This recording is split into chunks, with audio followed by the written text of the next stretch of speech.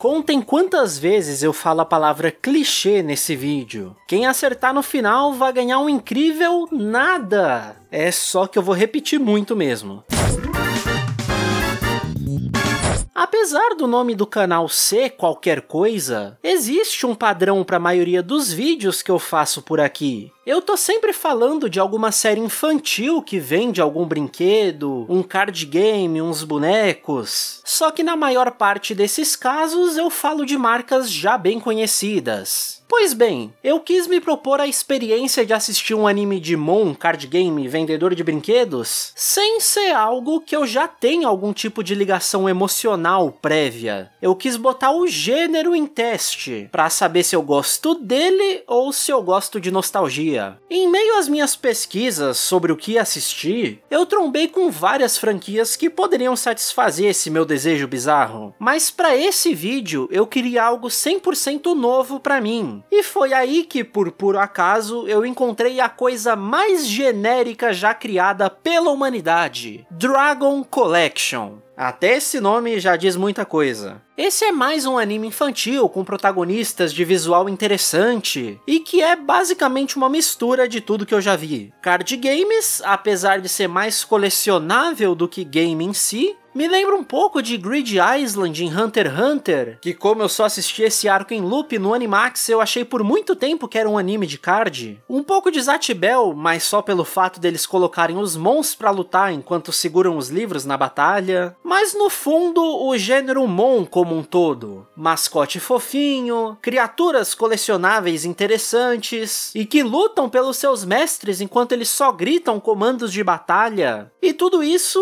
ambientado num Isekai RPGístico, com direito ao chamado do protagonista de outro mundo, o único capaz de salvar o universo medieval mágico do jogo que ele tanto ama. E meio que esse é o ponto que eu quero abordar nesse vídeo. Como a série é claramente baseada em todos os Mons do universo, ela trouxe todos os clichês narrativos envolvidos. E isso me fez repensar bastante uma série de coisas que a gente discute quando fala de animes desse tipo. Dragon Collection é um anime de 2014, baseado em um gacha de celular da Konami, porque tudo que já parece ruim pode piorar. Ele passou na TV junto de Eureka Battle, outro anime com exatamente a mesma proposta e que também teria sido 100% novidade pra mim. Mas entre um anime genericão com CGI e outro anime genericão sem CGI, a escolha é óbvia, né? Pro que já é ruim, a gente tenta melhorar. E só pra constar, Dragon Collection também foi adaptado em mangá. O anime não tem nada a ver com ele, que eu não li, mas aparentemente é uma história sobre jovens adultos seguindo suas vidas enquanto sofrem nas mãos do capitalismo selvagem de gachas mobile. Talvez seja interessante, talvez não. Jamais saberemos.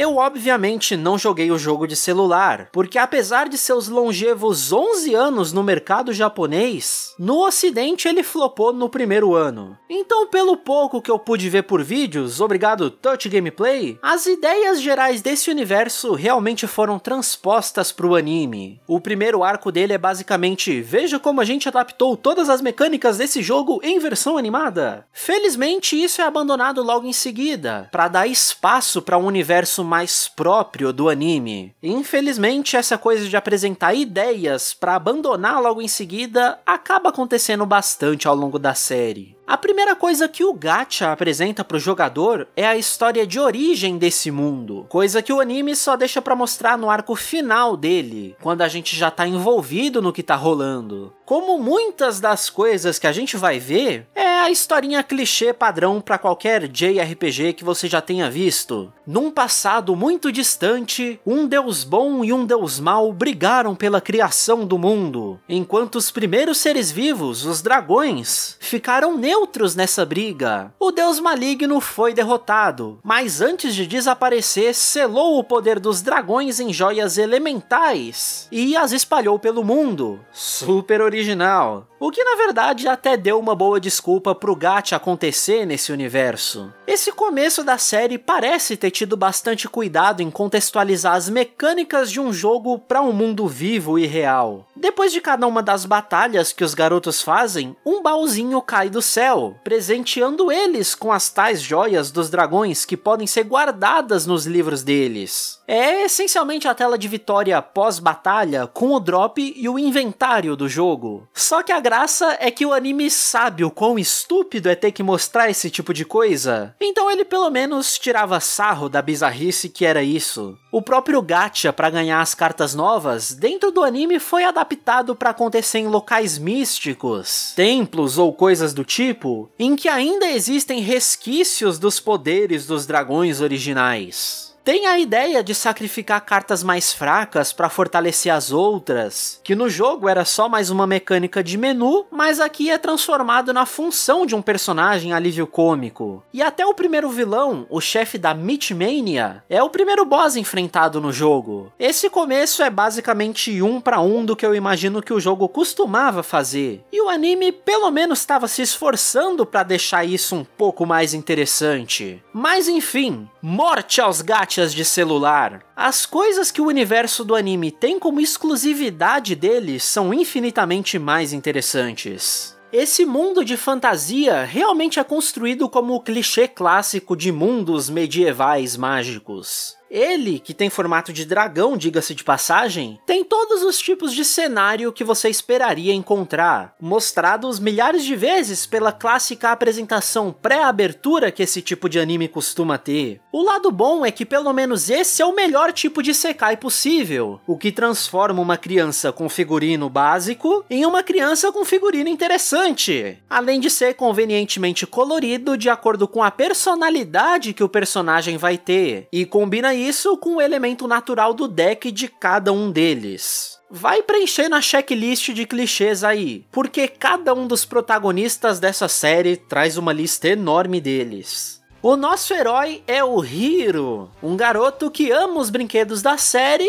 mas começa não tendo nenhum. Que original! E que ao tentar jogar no arcade para conseguir umas cartinhas, acaba sendo sugado para dentro da máquina e do mundo desse jogo. Brincadeiras sobre clichês à parte, a gente vai ver que a maneira como os personagens dessa série são desenvolvidos acaba sendo muito bem feita. Por exemplo, nas primeiras cenas do anime, ainda no mundo normal, a gente vê que o Hiro é bom no futebol, corre bastante e tal. Então no primeiro conflito dele no Isekai, ele aplica exatamente as mesmas técnicas para resgatar o mascotinho da série das mãos dos vilões. Isso é legal. Existe um esforço em dar personalidade para as crianças para poder usar isso depois. O mascotinho da série, que só fala papi papi papi e por isso passa a ser chamado de papi, é extremamente marketável, mas na hora de lutar ele se transforma em só mais um dragão genérico do jogo. Isso por si só já é uma subversão interessante do que a gente esperaria ver. Ao longo da série, o Hiro até deixa ele de lado nas lutas para usar cartas mais fortes, o que faz total sentido lógico, ao contrário do padrão que esses animes costumam ter, focando demais na criatura principal. Eles até chamam atenção para isso de propósito, usando a clássica narrativa do protagonista brigar com o mascote da série. Quando o Papi fica chateado por não ser tão usado, ele foge. Isso é essencialmente o anime usando um clichê para apontar para o outro. Isso mostra que a série é autoconsciente das coisas que esse gênero sempre acaba fazendo. E isso é o ponto mais interessante de Dragon Collection. Eles optaram por realmente abraçar todos os clichês, mas tentam aproveitar cada um deles de um jeito diferente. Toda a série adoraria se vender como "ah não, eu sou a revolução do gênero". Então talvez a real revolução é aceitar todas essas coisas sabendo aproveitar. Mas assim, não é como se essa série tivesse o melhor trabalho ou roteiro do mundo. Só é interessante ver que algo tão padrão tava se esforçando para ter uma visão única dentro do gênero. O segundo protagonista que a gente conhece é o Shin, o Garoto Verde. Obviamente ele usa um deck elemental de natureza, com mamíferos, árvores e coisas do tipo. Os bonecos verdes geralmente vêm para representar uma certa neutralidade quando comparados ao clássico duo vermelho-azul. São personagens que têm uma história ou objetivo muito próprio, quase uma side story ao plot principal. E é aí que entra mais uma subversão de clichês nesse anime. O Shin foi o primeiro a descobrir que os monstros podem ganhar novas formas. Isso lá numa busca pessoal dele, paralela ao real protagonista. Só que ele acaba influenciando a maneira como o próprio Hiro passa a lutar dali em diante. O Shin, inclusive, é quem derrota fisicamente o vilão final, deixando o discursinho e a cena bonita pro Hiro, mas ele deu a porrada. O terceiro garoto do grupo principal é o Rei, o boneco azul. Então você já deve saber exatamente o que esperar. Se o Hiro é vermelho, energético, heróico, o Rei vai ser mais controlado, estratégico, charmoso. No começo, toda vez que ele entrava em cena, falava alguma coisa, a trilha sonora trocava para algo mais melodioso e a animação até melhorava. Tudo pra logo em seguida ser interrompido com uma piada idiota. Todo esse ar de realeza que ele tenta passar é só escada pros momentos de alívio cômico. Como também é de se esperar em desenhos desse tipo, o boneco bonito traz as waifus. Basicamente a maga negra desse jogo, com a pose e tudo. Todas essas brincadeiras e clichês à parte, nos primeiros 10 episódios da série a coisa tava sofrível. Ela tava tentando se encontrar em relação a como adaptar o jogo, sem saber se arriscava algo a mais. Mas pelo menos vez ou outra tinha essas quebras de expectativa em relação aos próprios clichês, o que por si só já é positivo. Mas o que realmente me prendeu nesse universo e me fez querer terminar de assistir foi quando ele decidiu ter uma história de verdade, e em especial o plot que deram pro Rei. As consequências disso transformaram completamente a estrutura do anime. Então, além de eu de verdade querer ver onde eles iam levar todas essas ideias, eu acabei sendo positivamente surpreendido com a maneira que eles lidam com certos elementos dessa narrativa.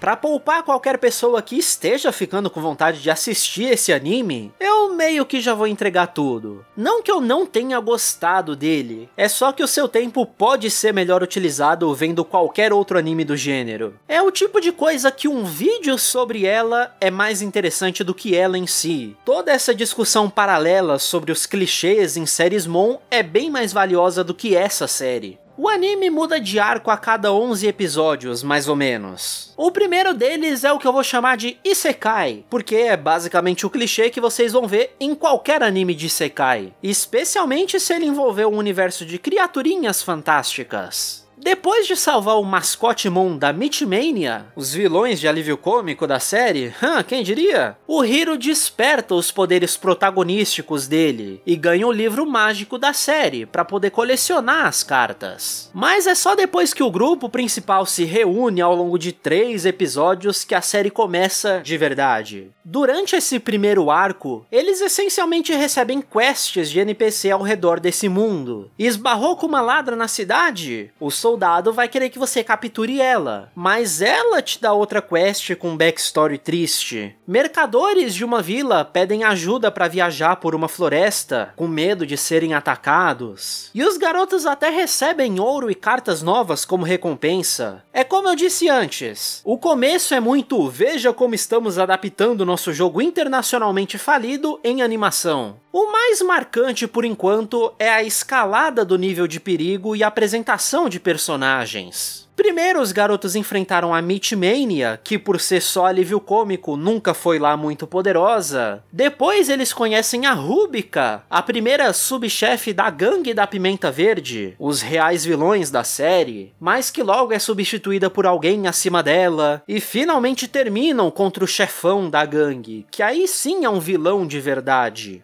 A gente vai ver que, com exceção desse chefão final em cada arco, todos os adversários que as crianças encontraram acabam tendo alguma qualidade gostável neles. E isso vai ser bem importante para um clichêzaço que acontece lá no final da série. O arco seguinte é o que eu considero o primeiro de verdade pro anime, porque é aqui que ele parece ter decidido seguir o próprio caminho. Boa parte das adaptações de gameplay simplesmente desaparecem daqui pra frente. Sem baú pós-batalha, sem quest de NPC, até as joias que são o centro desse universo e do gacha são reinterpretadas para ter um outro foco. Depois de derrotar a gangue da Pimenta Verde, o rei sente saudades de casa, então a turma vai pro litoral desse continente visitar a cidade dele, só pra descobrir que ela tá sendo manipulada por um pirata safado, que na real é derrotado bem rápido porque o objetivo aqui era simplesmente dar um barco pros meninos, porque eles querem viajar pelo mundo e realizar objetivos de anime shonen genérico. Aqui acontece o que eu queria muito que fosse o plot principal dessa história. O rei querendo se tornar um Dragon Master para recuperar os tempos de glória da família dele, que um dia já foi muito rica e realmente da realeza, mas que hoje tá na falência. Enfim, tem muitas coisas boas nesse arco em específico, mas também desse ponto do anime em diante como um todo. Esse arco também termina com uma batalha contra um vilão, o Capitão Pirata Yuch, que estava trabalhando com o líder da Gangue Pimenta para restaurar o time vilão de verdade. Essencialmente, eles construíram um navio que é movido pela energia das cartas do jogo, com um monstro que come elas. É o clichê de blasfemar o brinquedo sagrado da série, de ser uma coisa tão horrível que ofende Deus. O Platinum Drake, que surge para obliterar esse pecado e aprovar a ação dos personagens que realmente amam o jogo. Só que, mais uma vez, até o Yuchi tinha características gostáveis nele. O Platinum Drake meio que poupou ele e a tripulação, porque quem blasfemou o jogo, no fundo, foi só o cara das pimentas. O terceiro arco é um torneiozão filler, porque todo shonen precisa ter um. Nele são apresentados novos personagens, tanto aliados quanto inimigos. E isso é o que vai encaminhar a gente pro final da série. Um vilão de verdade, dessa vez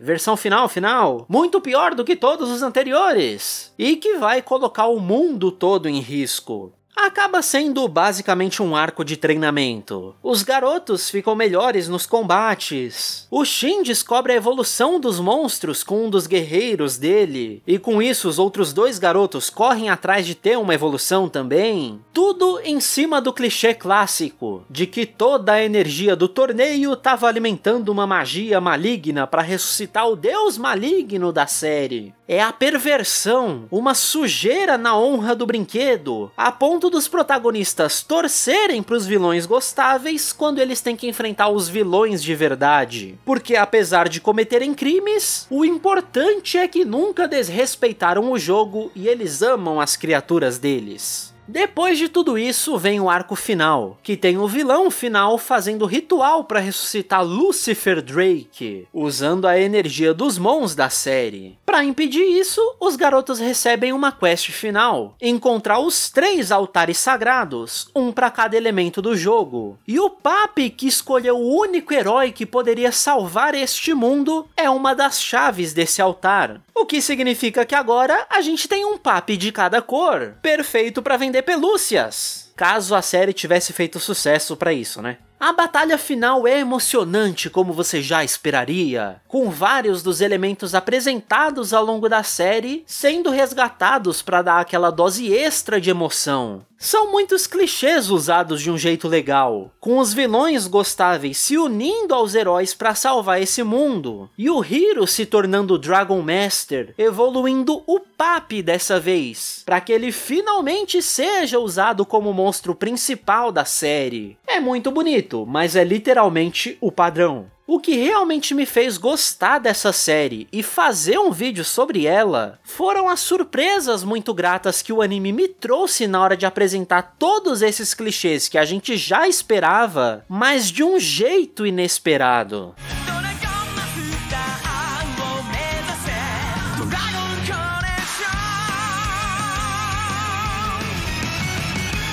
Respondendo a minha própria pergunta lá da introdução do vídeo, pelo visto, eu não faço vídeos sobre esse tipo de série só pela nostalgia que eu tenho com eles lá do passado. Mesmo com todos os clichês narrativos óbvios e previsíveis, Dragon Collection me mostrou que quando eles são feitos do jeito certo, isso me traz muita alegria, mesmo quando a série no geral não é nenhuma maravilha. O anime tem só 11 minutos por episódio, o que eu demorei bastante pra perceber. No começo da série, que tava bem maçante, eu tinha marcado que pelo menos os episódios pareciam passar bem rápido. Curiosamente, isso é um ponto contra o anime e a favor dele ao mesmo tempo. Foi quando eu percebi essa questão dos minutos que a chavinha na minha cabeça virou e eu entendi o porquê de certas coisas acontecerem do jeito que aconteceram. O centro do anime é indiscutivelmente padrão. Conforme eu mesmo ia descrevendo os arcos agora há pouco, eu tava achando tudo chato, porque ele é literalmente só mais das mesmas coisas que a gente sempre viu. O segredo aqui é que reduzir o tempo do episódio escancarou todos os clichês do gênero Mon, trazendo uma interpretação diferente para essa série. A realidade é que muitos desses animes caem numa formulinha para enrolar o tempo e preencher a grade horária de 24 minutos, uma vez por semana, ao longo de um ano inteiro. Dragon Collection constantemente manda um Random Bullshit Go para resolver os problemas, simplesmente porque ele não tinha tempo para enrolar. Os outros animes Mon fariam literalmente a mesma coisa, iam inventar uma solução genérica fingindo que levou 20 minutos para isso poder acontecer. Só que nesse caso, foi exatamente isso que me fez gostar mais de Dragon Collection. Se for para me tirar de otário com plots repetitivos e soluções tiradas da bunda, que seja da maneira mais divertida possível. E aí faz o lampshading disso. Me mostra o personagem perguntando de onde saiu uma carta nova que a gente nunca viu, ou então faz o outro tropeçar na pedra específica que era o segredo para revelar um palácio escondido. Sei lá. O que tornou toda essa repetitividade clichê 1000 vezes mais interessante foi perceber que todo clichê é uma ótima ferramenta para solucionar problemas. E isso funciona muito bem quando eles são usados de um jeito mais criativo que o normal. O importante é mover o desenvolvimento da história. Se a maneira como isso acontece é clichê, beleza, não tem problema. A gente já assiste esse tipo de série porque a gente já quer ver um tipo específico de narrativa acontecendo. Então, se o que vai acontecer já é previsível, o herói vai ganhar uma nova carta, eles vão usar o poder da amizade para derrotar o vilão, o legal é ser surpreendido em como isso acontece. A nova carta que ele ganhou não foi de um jeito esperado. O poder da amizade tem um significado diferente ou coisas desse tipo. Sendo assim, eu vou pontuar o que foram os melhores momentos clichês que esse anime soube fazer muito bem, a ponto de me deixar triste que momentos tão bons estejam numa série, no geral, tão genérica. A maior parte deles foi sobre o desenvolvimento dos 3 personagens principais como um grupo, a partir da expressão individual deles. Ainda lá no primeiro arco, o anime usou um dos clichês mais clássicos para desenvolver a relação entre personagens. Reunir eles ao redor de uma fogueira depois de uma aventura estressante. O anime até joga uma trilha sonora cantada por cima disso, do nada, só para reforçar a importância da cena e você saber que daquele momento em diante, os garotos se gostam e são inseparáveis. Quando eu apresentei o Rei, eu comentei que a animação até melhorava pra ele, que tocava uma música melodiosa quando ele entrava em cena, pra em seguida quebrarem o clima com uma piada. Nas primeiras 2 vezes isso foi engraçado, nas seguintes nem tanto. Se eu tivesse que aturar isso por 50 episódios seria insuportável, e o anime entendeu isso. Pro Rei ser tão gostável quanto os outros 2 garotos, ele tinha que se tornar uma pessoa normal como eles. Nessa cena da fogueira, o Shin, menino selvagem, pegou peixe para eles jantarem. O Rei ficou com nojinho de comer, mas cedeu quando até o garoto do outro mundo comeu. E ele gostou, e todo mundo riu, e os laços entre os 3 se reforçaram. O mais importante é que isso não foi só para convencer a gente de que a dinâmica do grupo se transformou. Isso foi essencial para o próprio anime poder seguir pelo caminho mais autoral dele, essencialmente reescrevendo o personagem do rei, que em teoria é o que move a história desse ponto em diante. Esse momento de descontração é o que fez o rei querer voltar para casa, sentindo saudade de poder descansar um pouco no meio da jornada dele. Isso faz os garotos conseguirem o barco lá do pirata, e a própria energia do grupo é o que revigora um capitão deprimido para navegar por eles. Literalmente o poder dessa amizade é o que dá o poder deles navegarem. Não foi um bullshit pra dar força na hora da luta. Foi um bullshit bem construído pra conseguir um capitão, que literalmente é o que a história precisava pra seguir em frente. E isso é genial. É a subversão perfeita do clichê mais conhecido de todos os tempos. E de novo, esse anime não é bom. Ele não torna esse uso um big deal na construção dele. Eles só precisavam navegar. Poderiam ter inventado qualquer coisa para isso. Mas eles escolheram brincar com os clichês de um jeito diferente. A ideia deles viajarem pelo mundo nesse barco é porque o rei queria se tornar um Dragon Master, coletando todas as joias dos dragões para poder desejar que a família dele voltasse a ter o status que um dia já teve. No meio dessa jornada, eles encontram um navio fantasma do pirata Doc Rowie. Essa é uma tripulação que tinha o mesmo objetivo que ele, mas ficaram tão obcecados em procurar as joias e o Platinum Drake que passaram a vida inteira no mar e continuaram essa jornada mesmo depois de mortos. A personalidade do rei nos 2 episódios que focam nisso é completamente diferente de todo o resto dele no anime. Eu senti que os roteiristas quiseram distribuir a atenção entre os 3 garotos, mas o rei acabou se tornando tão mais importante que depois cortaram as asinhas do personagem. Uma pena. Ele desafia o pirata a provar que ainda tá motivado o suficiente para competir com ele na jornada. Os dois têm uma batalha de Dracolê muito diferente das outras no anime, mas no final o rei derrota ele, falando que na verdade ele só queria reacender a chama da vontade no pirata, que ele sentiu que estava em falta. E aí aconteceu algo que na hora foi completamente inesperado, mas pensando depois fez todo sentido. O Doc Rowie vira uma carta do jogo. Estando num isekai mágico RPGístico, é óbvio que um pirata fantasma vai ser um dos mons do jogo. E o rei aceita ter ele no deck, assumindo o papel de um rei benevolente que lutaria para garantir os desejos do povo dele. Esse é com certeza o meu episódio favorito do anime inteiro. Toda a construção para chegar nele, as coisas que acontecem aqui e as consequências disso foram surpresas muito gratas para mim. Todas as peças se encaixaram perfeitamente sem eu nem saber que estava montando alguma coisa. Infelizmente, como eu disse, talvez tiveram medo disso ter destacado o rei demais do resto. Então daí pra frente o personagem acaba muito mais de lado na coisa toda. No arco do torneio ele literalmente perde o primeiro round, que era só um quiz, e fica reduzido a comentarista das batalhas. Pelo menos foi a vez do Shin brilhar. Talvez pelo mesmo medo, a maneira como as coisas acontecem para eles são muito mais isoladas do grande arco da série, ainda que sejam bastante importantes para a história se mover. No meio do torneio,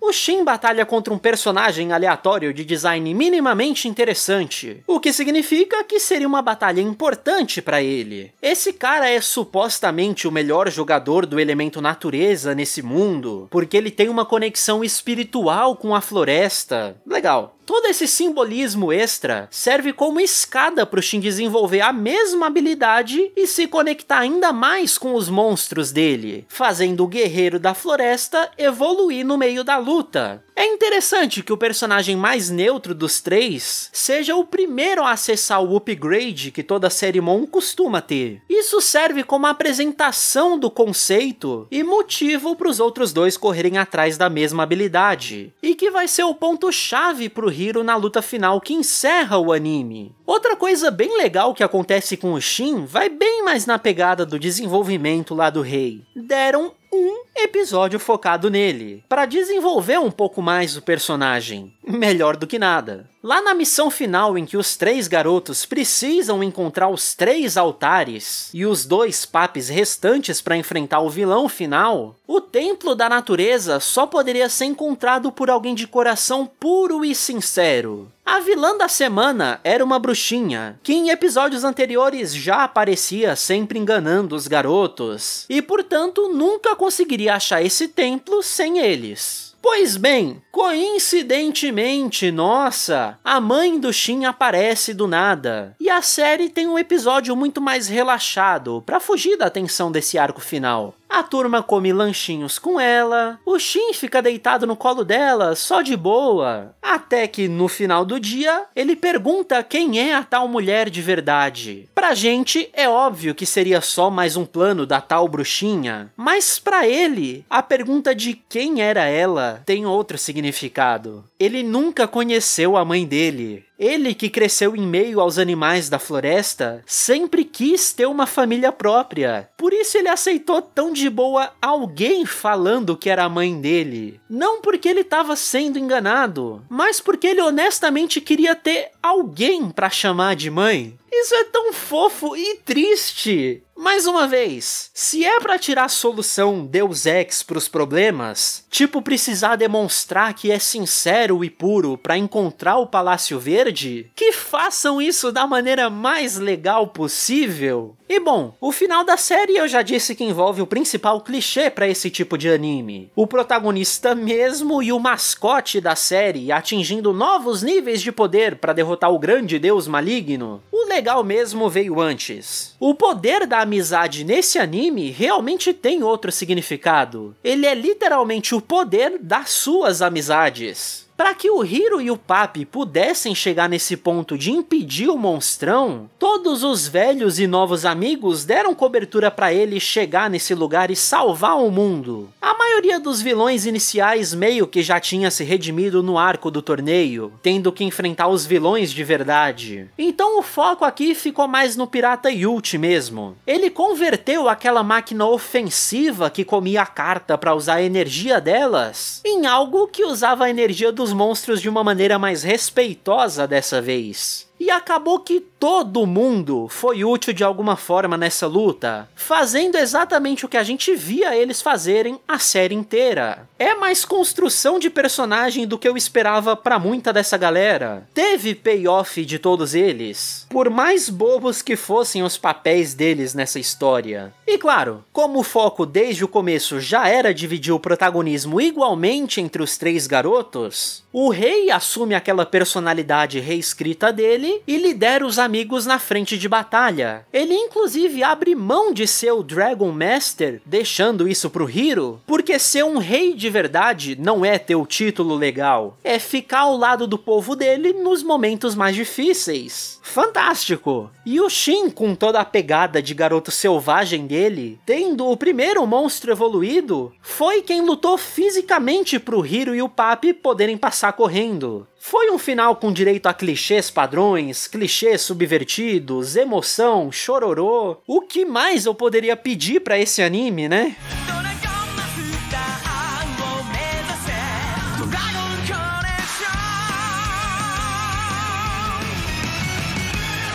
Então a gente viu exatamente o que eu comentei lá no começo do vídeo. Todos os clichês que você puder imaginar estão aqui. Até os que eu não comentei por motivos óbvios. Fanservice desnecessário, relações românticas não muito saudáveis, personagens femininas subutilizadas. Pode procurar que tudo vai estar nessa série. Só que eu espero ter te convencido que isso não é necessariamente algo ruim. A gente se acostumou a automaticamente classificar clichê como algo negativo na hora de discutir uma história. Mas não é bem assim. Clichês existem por um simples motivo. São ferramentas para contar uma história. O ser humano evoluiu biologicamente para buscar e criar padrões. É isso que conforta o nosso cérebro. Todos os tipos de mon já existem. Não deve ter nem espaço para inventar algo completamente novo, porque é capaz que isso até deixaria de ser um mon. Quando eu tô buscando esse tipo de história, eu quero exatamente a maneira como elas costumam ser contadas. É ver o personagem crescer com os monstrinhos dele, ficando mais forte, todas essas coisas padrõezinhas mesmo. Só que a questão é como isso acontece. De novo, Dragon Collection não é nenhuma masterpeça em questão de história, mas ela funcionou muito bem. E às vezes é só isso que a gente precisa, que o negócio funcione, que ele me prometa as coisas que eu já sei que eu vou gostar, por isso eu tô assistindo mais um Mon, e que ele me entregue essas coisas de um jeito que me faça feliz. Nem tudo que a gente assiste precisa ser a melhor ou a pior coisa do universo. Às vezes já tá bom o suficiente só ser divertido, se é que entretenimento precisa fazer alguma coisa além de me entreter.